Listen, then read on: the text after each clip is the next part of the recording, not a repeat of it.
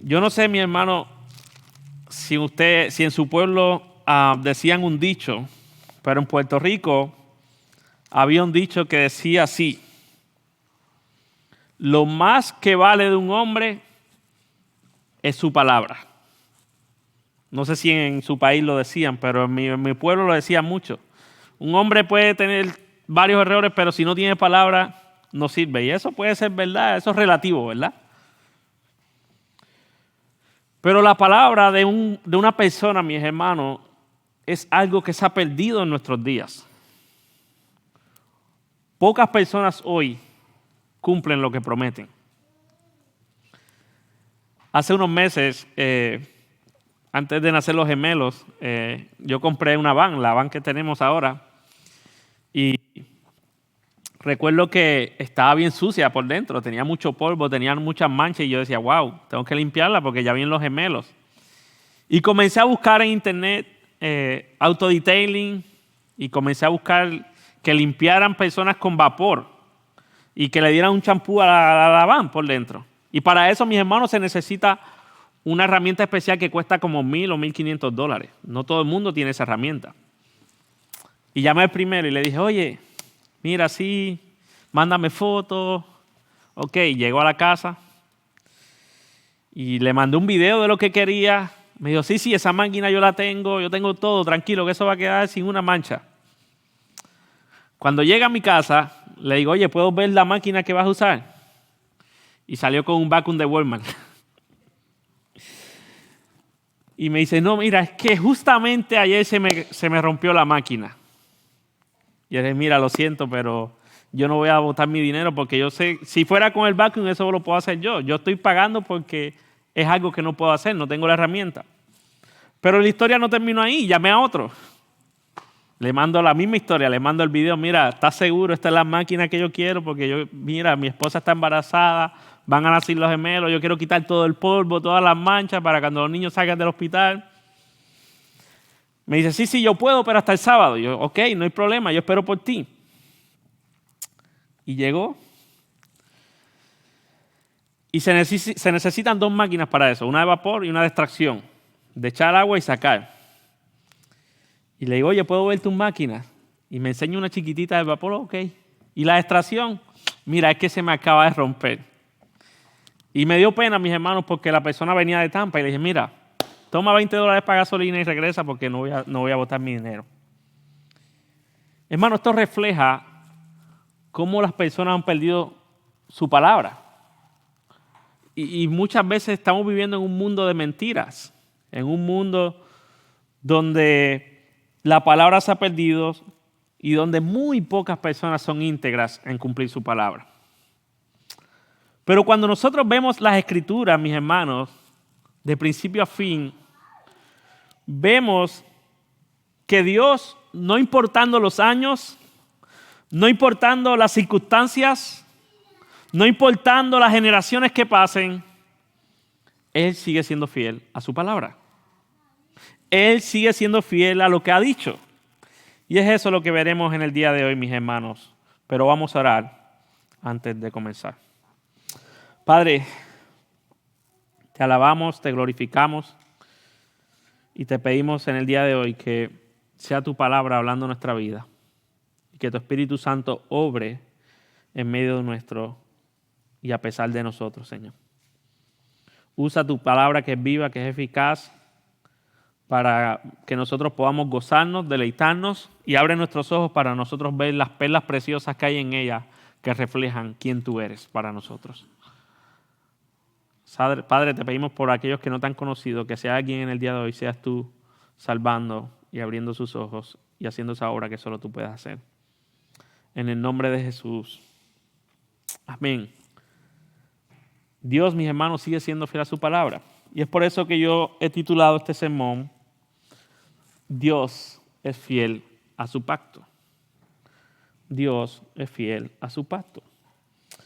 Y la idea que yo quiero compartir con ustedes en el día de hoy es la siguiente. Dios, en fidelidad a su pacto, ha actuado para liberar a su pueblo. Dios, en fidelidad a ese pacto que Él estableció, Él ha actuado para liberar a su pueblo. Y la pregunta que debemos hacerle al pasaje es ¿cómo? ¿Cómo Dios ha actuado para liberar a su pueblo? Y yo creo que hay dos maneras en este pasaje en las que Dios ha actuado y que las veremos en el día de hoy. En primer lugar, mis hermanos, Dios ha actuado guardando y siendo fiel a su pacto. Guardando y siendo fiel a su pacto. Versículos 22 al 23 del capítulo 2. Comienza el pasaje diciendo que había pasado mucho tiempo. Habían pasado 40 años, mis hermanos, según Hechos 7:30. Y el rey de Egipto, el faraón, había muerto. Pero aunque el rey que estaba buscando a Moisés para darle muerte, por lo que pasó en el capítulo 2 con el egipcio, había fallecido, nosotros vemos en este pasaje que la persecución no había cesado. Que la opresión no había cesado, que el maltrato no había cesado. Miren el versículo 23 nuevamente. Pasado mucho tiempo, murió el rey de Egipto. Y los israelitas gemían a causa de su servidumbre, a causa de su dolor. Hermanos, el pueblo llevaba al menos 80 años siendo oprimido. 80 años siendo oprimidos. 80 años en esta situación de sufrimiento, siendo esclavizados, siendo maltratados. Piense en el sufrimiento en su vida, hermano. Piense las veces que usted ha sufrido. Y en medio de todo eso, trate de identificar cuál fue esa etapa donde usted más ha sufrido. Trate de identificarlo ahí rapidito. Ahora imagínese esa etapa difícil, la que ha pasado o la que está pasando por 80 años consecutivos. Ese dolor donde tú dices, ya esto se acabó aquí. Imagínese ese sufrimiento por al menos 80 años de su vida. Eso es lo que estaba pasando, mis hermanos, con el pueblo de Israel. 80 años de sufrimiento y de gran dolor. Pero ¿qué pasó en medio de ese sufrimiento? ¿Qué pasó en medio de la esclavitud que estaba pasando el pueblo de Israel? Versículo 23 nuevamente. Pasado mucho tiempo, murió el rey de Egipto. Y los israelitas gemían a causa de su servidumbre. ¿Y qué dice el pasaje? Y clamaron. Y su clamor subió a Dios a causa de su servidumbre. Y dice el versículo 24 que Dios, ¿qué hizo? Oyó su gemido, se acordó del pacto que había hecho con Abraham e Isaac, y Dios miró a los israelitas y los tuvo en cuenta. Y nosotros pudiéramos ver este pasaje y decir, bueno, Dios estaba desapercibido. Dios estaba tan ocupado que se le había olvidado el pacto. Dios estaba entretenido en otras cosas. Podemos decir, bueno, Dios está actuando porque escuchó el clamor de su pueblo y se acordó de ellos. Y sí, tiene parte de la razón esa. Pero esa no es la razón por la que Dios está orando en este pasaje, mis hermanos. Eso no es lo que este pasaje está diciendo, porque si nosotros creemos eso, estamos contradiciendo toda la enseñanza de la Biblia. Porque Dios lo conoce todo, lo sabe todo y lo controla todo. Entonces, ¿qué quiere decir este versículo cuando dice que Dios se acordó del pacto? Mi hermano, cuando dice se acordó es que Dios fue movido a acción.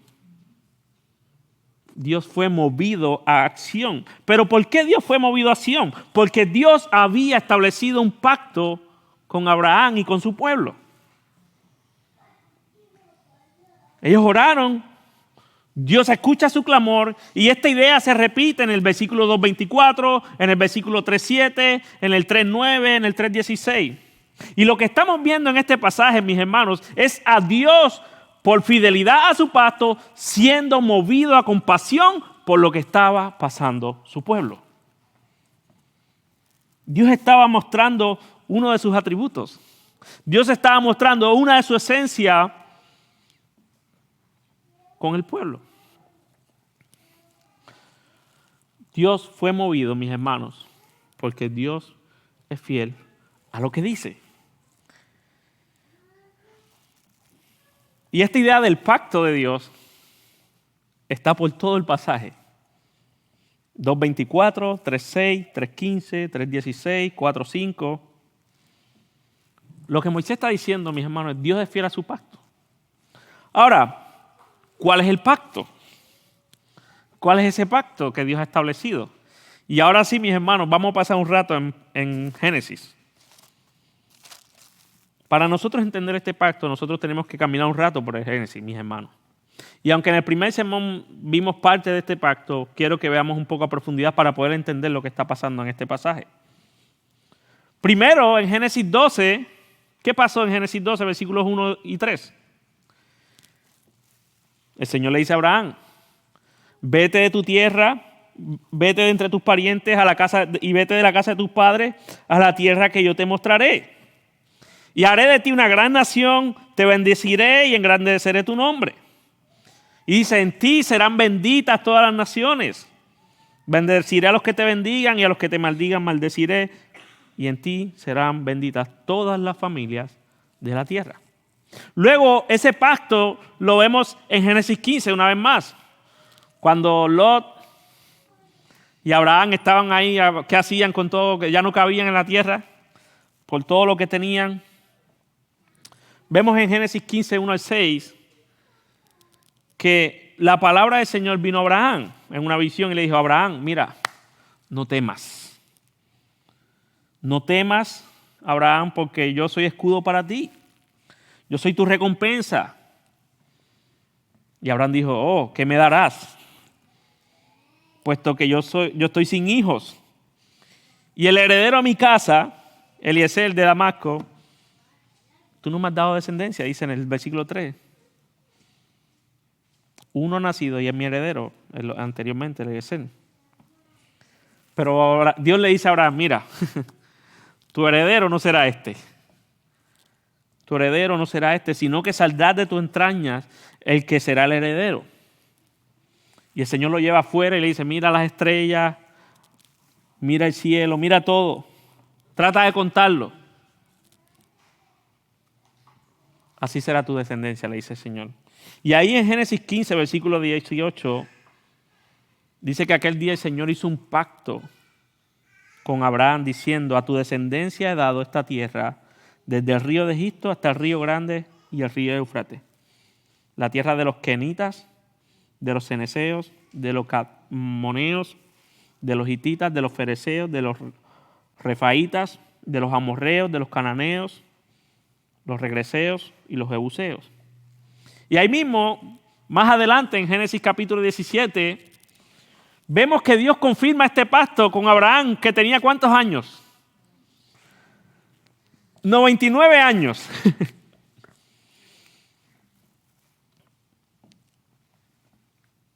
99 años. Vemos que Dios lo confirma, le cambia el nombre a Abraham. Y ahí en Génesis 17, versículos 7 y 8 le dice, estableceré mi pacto contigo y con tu descendencia después de ti. Por todas sus generaciones, pacto eterno. Pacto eterno.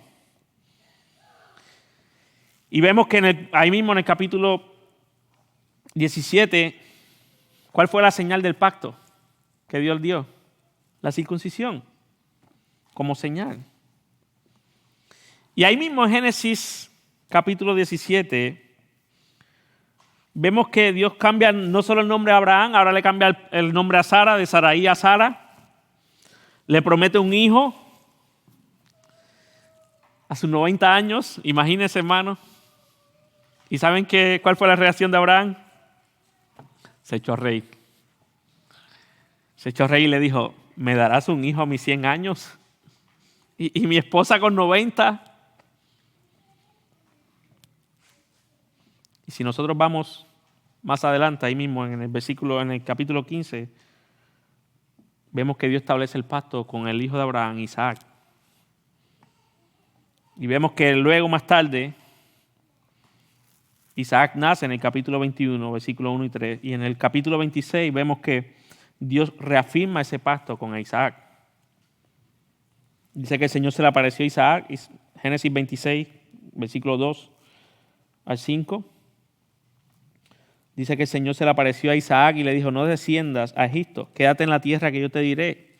Reside en esta tierra y yo estaré contigo y te bendeciré porque a ti y a tu descendencia daré esta tierra y confirmaré contigo el juramento que juré a tu padre Abraham. Abraham pacto, Isaac pacto. Pero ese pacto no solo pasó de Abraham a su hijo, sino ahora está pasando a su nieto, Jacob. En Génesis 28. Vemos que Dios reafirma el pacto con Isaac y con Jacob. Dice que Jacob salió de Beerseba, fuera de Harán, llegó a cierto lugar, pasado allí la noche. Dice en el versículo 12 del capítulo 28 que tuvo un sueño. Y vio que había una escalera apoyada en la tierra, dice, cuyo extremo era superior, alcanzaba hasta el cielo. Por ella los ángeles de Dios subían y bajaban. Y en el versículo 13 del capítulo 28 de Génesis, el Señor le dice, yo soy el Dios de tu padre Abraham. Yo soy el Dios de Isaac. Y la tierra en la que estás acostado te la daré a ti y a tu descendencia. También tu descendencia será como el polvo de la tierra. Y en el versículo 15 al final dice, y no te dejaré hasta que haya hecho lo prometido. Y después en Génesis 35, versículos 9 al 12, vemos que Dios le cambia el nombre a Jacob, de Jacob a Israel, y le dice otra vez, yo soy el Dios poderoso que fecundo y multiplico. La tierra que le di a Abraham y a Isaac, te la daré a ti y a quién, y a tu descendencia. Hermanos, este es el pacto que Dios había establecido desde Abraham hasta ahora. Y en medio de todo lo que estaba pasando, después de por lo menos más de 480 años, en medio de la persecución, la incertidumbre que estaba pasando el pueblo, Dios seguía siendo fiel a su pacto.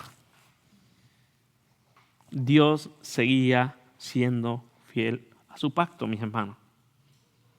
Hermanos, Dios no es como nosotros. Dios no es como los que yo llamé para que me limpiaran la van. Lo que Dios dijo, lo hará. Y lo que Dios ha prometido, lo cumplirá. ¿Qué implicaciones tiene esto para nosotros, mis hermanos? ¿Qué implicaciones tiene esto?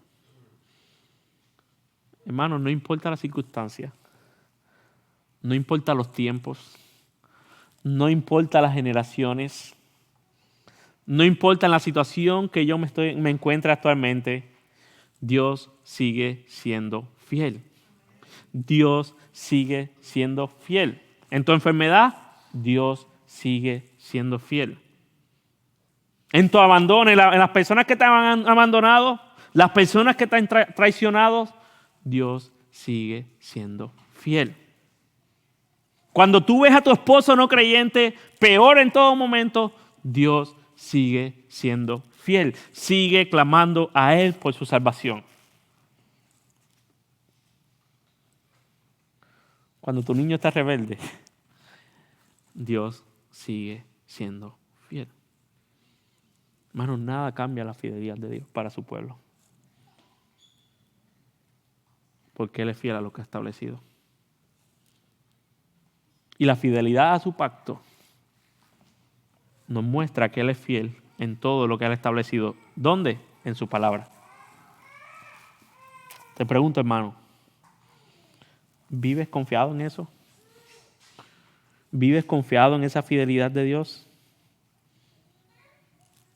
Hermano, no dejes que el sufrimiento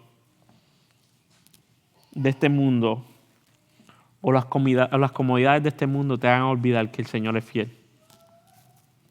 No dejes que las circunstancias que estás pasando te lleven a olvidar que Dios es fiel. Dios trabajó por 80 años con el pueblo. Y no sabemos por qué. Pero al final, cuando probablemente el pueblo se había olvidado de él, cuando probablemente el pueblo había olvidado su promesa, Dios se acordó de su pacto. Dios fue movido por su pacto. Te pregunto, ¿tú crees que Dios se ha olvidado de ti en medio de tu sufrimiento? ¿Tú crees que Dios se ha olvidado de ti? Porque tú eres su pueblo. Iglesia, si tú has creído en Cristo como tu Señor y Salvador, ¿tú crees que Dios se ha olvidado de ti? ¿Tú crees eso? No. Dios sigue en control. Dios sigue obrando porque Él es fiel y el Dios prometió estar con nosotros. Dios prometió escuchar nuestras oraciones. Dios prometió proveer cada una de nuestras necesidades. Dios prometió hacernos más como Cristo. Dios prometió que nada ni nadie nos puede separar de Él. Dios prometió, mis hermanos, sostenernos con su gracia. Dios prometió consolarnos por medio de su Espíritu Santo. Dios prometió capacitarnos con su Espíritu Santo para predicar el Evangelio. Y Dios prometió muchas otras cosas que pudiéramos pasar horas mencionándolas en su palabra. La pregunta es, ¿crees tú eso? ¿Crees tú eso? Podemos vivir confiados, mis hermanos, porque Dios es fiel a su pacto. Hemos visto en primer lugar, mis hermanos, que Dios ha actuado para liberar a su pueblo, guardando y siendo fiel a su pacto. Veamos en segundo lugar que Dios, en fidelidad a su pacto, a su palabra, ha actuado para liberar a su pueblo. ¿Cómo? Llamando y enviando su libertador para cumplir su pacto. Llamando y enviando a su libertador para cumplir el pacto. Versículos 3:1 al 4:17. ¿Están conmigo, mis hermanos? Sea paciente, que hoy el pasaje es largo. Vemos, mis hermanos, que ahora del versículo 1 al 6, Moisés, recuerdan que había salido de Egipto para la tierra de Medián. Allá Dios lo puso en gracia, se casó con una de las hijas del sacerdote y ahora está aquí apacentando las ovejas de su suegro Jetro. Y vemos ahora que Dios se le aparece en una zarza ardiente, en fuego. Y una zarza ardiente, mi hermano, era un arbusto. Pero dice el texto que estaba ardiendo, pero no se consumía. Era algo sobrenatural. Cuando nosotros prendemos un fuego, los que estuvieron en mi casa el 31, que teníamos que seguir metiendo leña para que se quedara caliente. Pero ahora vemos aquí a Moisés viendo esta zarza ardiente, viendo este arbusto encendido, el fuego no se consumía y Dios lo llama. Dios lo llama. Y le dice, Moisés, Moisés. Y Moisés dice, aquí estoy, Señor. Y Dios le dice, oye, quítate las sandalias, porque el lugar donde estás es santo.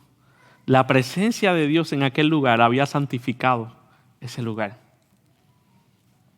Moisés le dice, Dios le dice, quítate las sandalias, porque el lugar donde estás es santo. Y Dios una vez más, Moisés aquí lo relata, donde Dios le dice, yo soy el Dios de tus padres, yo soy el Dios de Abraham, yo soy el Dios de Isaac, yo soy el Dios de Jacob.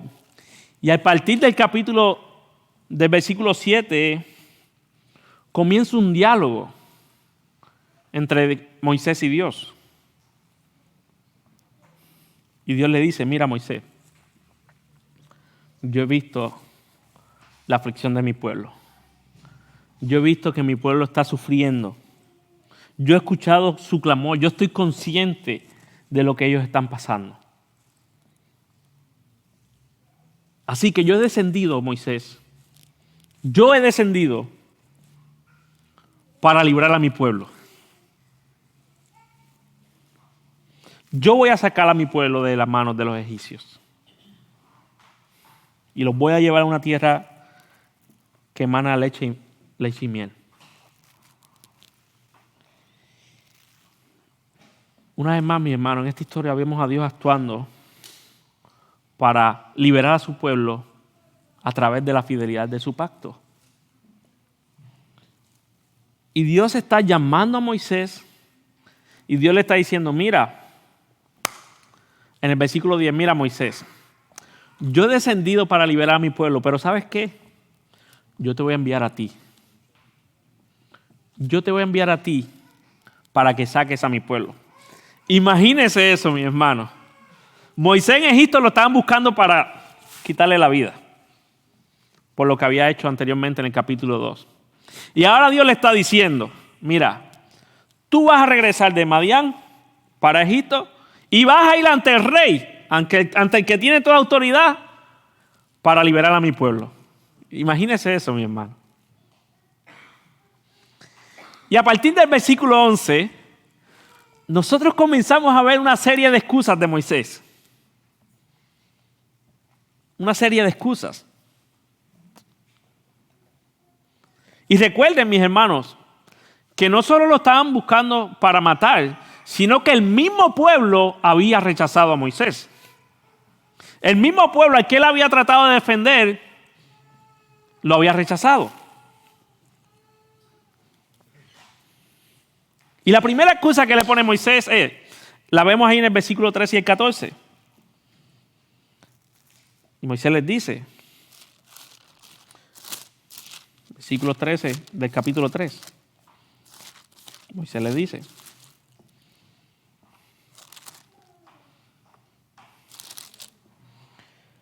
y si yo voy a los israelitas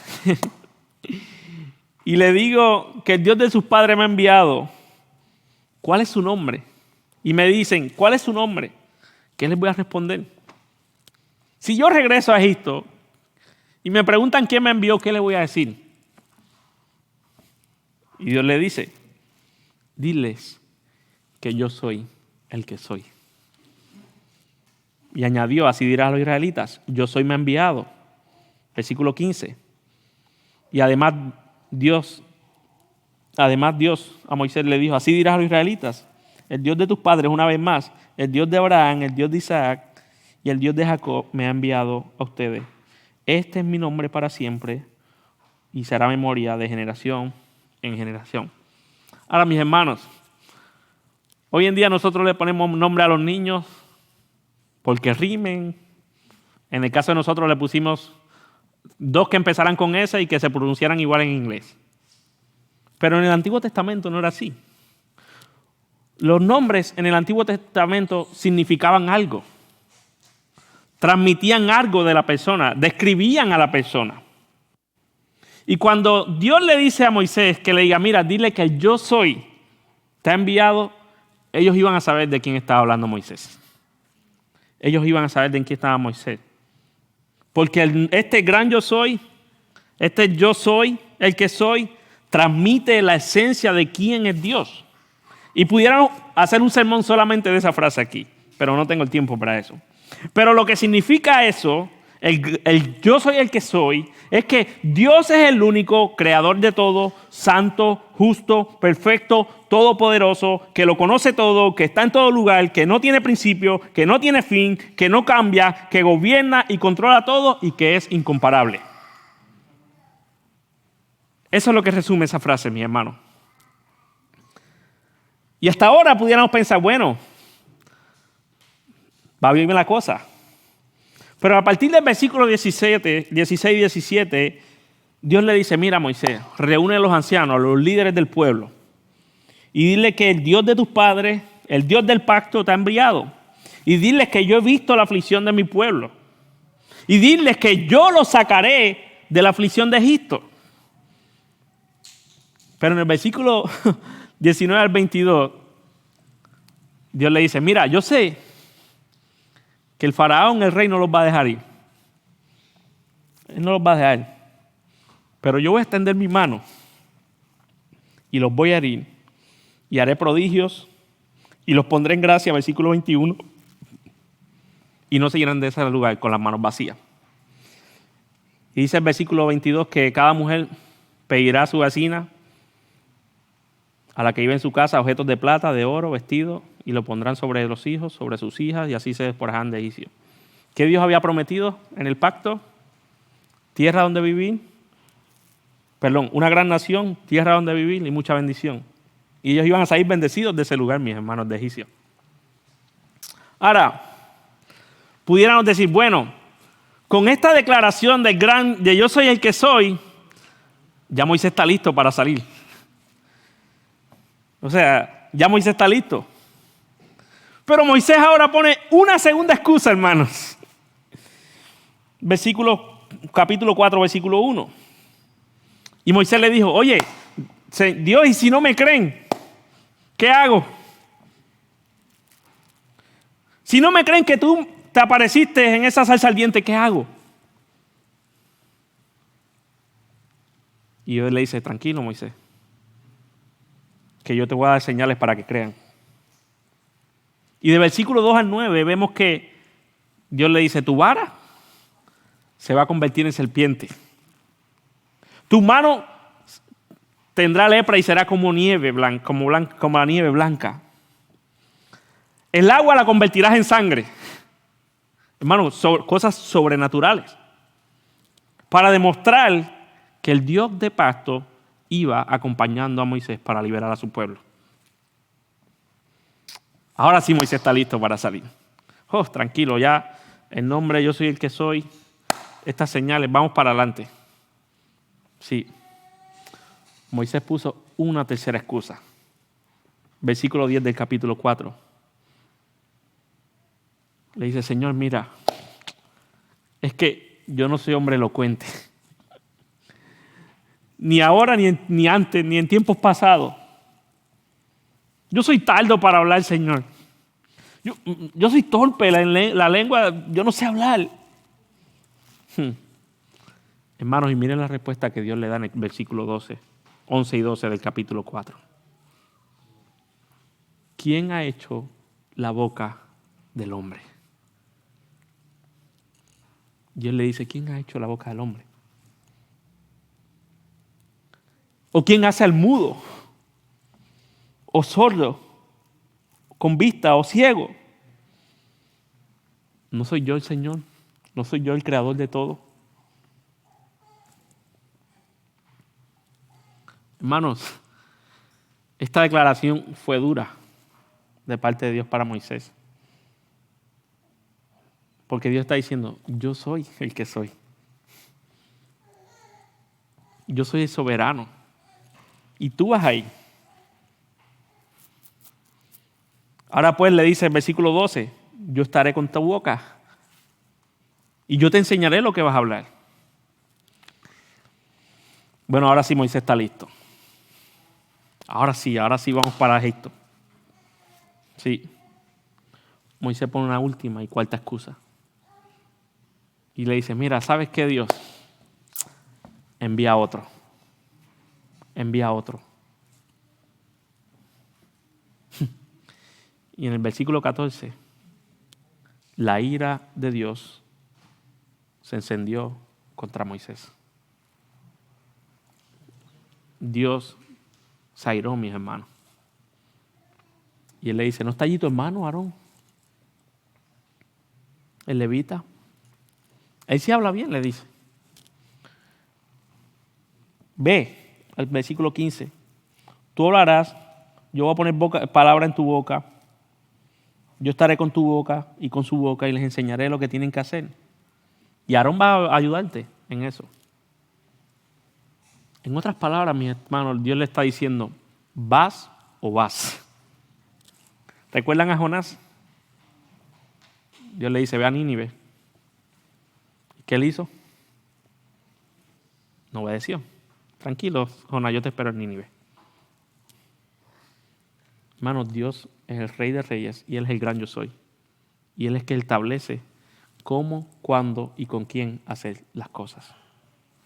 Y Dios escogió a Moisés, lo llama y lo envía a libertar a su pueblo. Ahora, hermanos, estas excusas de Moisés eran sinceras. Moisés estaba avanzado en edad. Ya tenía 80 años, por lo menos 80 años. O sea, Moisés no quería engañar a Dios, hermano. Moisés no quería engañar a Dios. Moisés había tenido una muy mala experiencia con el pueblo de egipcio. Moisés estaba poniendo todas estas excusas, ¿saben por qué? Porque él había entendido que él en sus fuerzas iba a poder liberar a su pueblo. Él entendía que dependía de él, de su estrategia, de todo lo que iba a hacer. Y ya eso a él le había ido muy mal en el capítulo 2. Pero lo que Moisés no había entendido, mis hermanos, ¿saben qué era? Que lo que Dios le estaba diciendo es, no eres tú, soy yo el que va a liberar a mi pueblo. No eres tú, Moisés, no son tus estrategias, soy yo el que he descendido para descender a mi pueblo de la esclavitud de Egipto. Soy yo el que he venido a liberar a mi pueblo. Soy yo el que vine a cumplir mi pacto. Soy yo el que vine a pesar de tus limitaciones. A pesar de tu edad, yo soy el que soy. A pesar de tu miedo, Moisés, yo soy el que soy.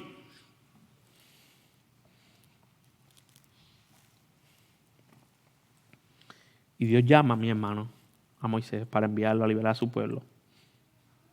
Y a pesar de sus excusas, Dios le dice, mira, tranquilo, que no eres tú el que vas a liberar a mi pueblo.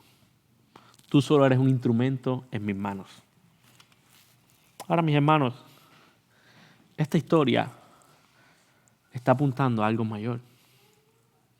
Moisés fue un libertador, ¿verdad? Y Dios lo escogió como un libertador. Pero fue un libertador débil, imperfecto, con miedo, con excusas. Pero años más tarde, Dios envió al verdadero libertador, al único que pudo salvar por la eternidad a su pueblo, al que no estimó ser igual a Dios como cosa a que aferrarse, al que no estimó sufrir una muerte horrenda en la cruz, al que no estimó ninguna consecuencia para salvar a su pueblo. ¿Recuerdan en el Getsemaní, hermanos, cuando Cristo estaba orando? Al considerar lo que iba a pasar en la cruz, el dolor era tan grande que su sudor se convirtió en sangre. ¿Saben qué dijo Cristo en el Getsemaní? Padre, yo oro, si es posible, quita de mí esta copa. ¿Qué copa? La ira del Dios descargada sobre él en la cruz. Y Cristo dice, Señor, si es posible, evita que yo pase por esto. Pero si no, que se haga tu voluntad, no la mía. Qué gran contraste, mis hermanos. Cristo, siendo 100% Dios, siendo 100% hombre, tenía toda la autoridad para decir, no, tranquilo. Pero no busco excusas, mis hermanos, sino que confió en la voluntad perfecta del Padre a pesar de lo que había pasado antes de Getsemaní y de lo que iba a pasar después de Getsemaní. Hermanos, Cristo no estimó tomar forma de siervo. No estimó hacerse semejante a los hombres para ser humillado, sino que obedeció hasta la muerte y muerte de cruz para dar la verdadera libertad a su pueblo. No libertarlos de un pueblo, no libertarlos de una nación, sino libertarlos de la esclavitud más grande, que es la esclavitud del pecado. La esclavitud del pecado. Y esto lo hizo por fidelidad a su pacto que estaba prometido desde Génesis 3:15, que iba a venir un libertador a librarnos de lo que nadie nos podía libertar. Hermanos, solo Jesucristo es el verdadero y único libertador. Solo Jesucristo, mis hermanos. Moisés era sombra de lo que iba a venir. Moisés era sombra de alguien que venía no a mostrar el gran yo soy, no a nombrar su nombre, sino a mostrar la gloria de ese gran yo soy encarnada. Mis hermanos, ¿qué dijo Cristo? Si me han visto a mí, han visto al Padre. Moisés anunció este gran yo soy. Cristo reflejó ese gran yo soy. Cristo no era solo un instrumento como lo fue Moisés, mis hermanos. Él era Dios mismo encarnado. Jesús no solo vino a traer un mensaje de libertad y salvación. Jesús es la libertad y la salvación.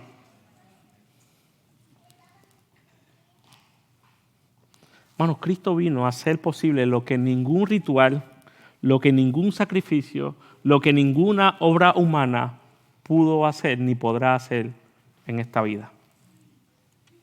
Hermanos, no hay manera, escuche, no hay manera de salir de la esclavitud del pecado si Dios, en fidelidad a su pacto, no hubiera actuado enviando a Jesucristo. No hay manera. No hay manera, mis hermanos.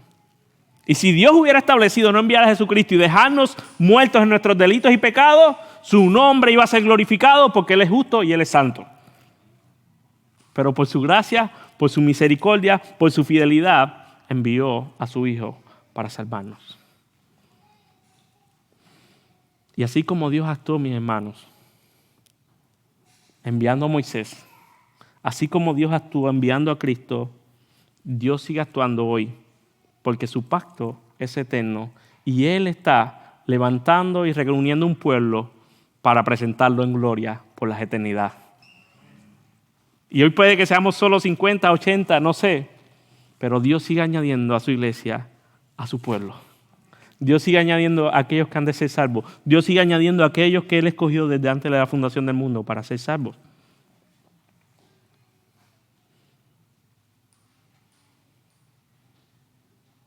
Pero también Dios le hizo una promesa al pueblo.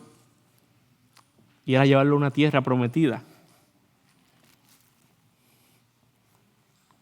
Pero a nosotros también se nos ha hecho una promesa, mis hermanos, de estar en las mansiones celestiales, disfrutando de la plena presencia del verdadero libertador, Jesucristo, donde no habrá llanto, donde no habrá dolor, donde no habrá pecado, donde no habrá sufrimiento, donde solo disfrutaremos de su presencia, del gozo y de la alabanza que su iglesia cantará.